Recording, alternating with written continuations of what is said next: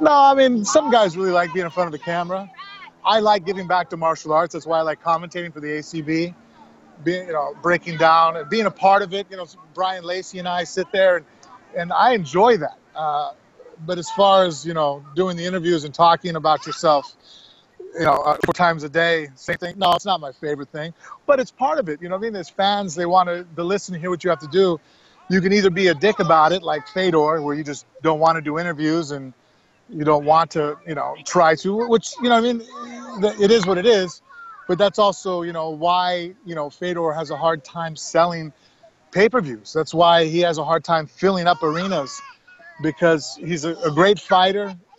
He's an admirable person. I like his personality as far as, he's respectful, he's quiet, he's, not a trash talker. But even that being said, he doesn't let people in. He doesn't let you know who he is. And people have a hard time relating to him because of that, and a lack of interest. So that's why, the UFC never paid him what he wanted to get paid, because they looked at when he fought over in Affliction. I think they did 110,000 pay-per-view buys. That would be the worst card I've ever heard of. I mean, when I think Demetrius Johnson did a 250,000 pay-per-view buy, and they were screaming bloody murder that it was the worst card of all time. There was we set records, and it was still 2.5 times more than what Fedor sold over in the U.S. So, I mean, that's just an example of, why we have to do media. Plus, too, as fans, they're interested in knowing who you are. Let them know who you are. They're just, I am who I am today because of books that I've read, whether it was Daniel Asado, Bruce Lee, different characters throughout the world.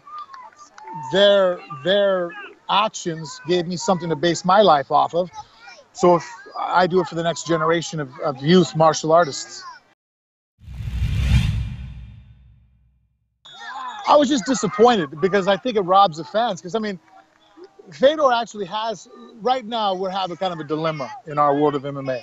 We have some people that fighters are admiring that sell a lot of tickets, but, without being, their actions are not something I want my children to follow. Fedor is somebody that I think, he's diligent. He's a good, smart businessman. He's done things outside of MMA. So I think he's a good role model. But because he doesn't want to do press, he's rather sitting up in his room and he's bothered by it.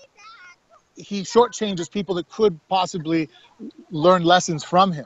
So that does irritate me. It bugs me because, I think as a public figure, we have a responsibility to be role models.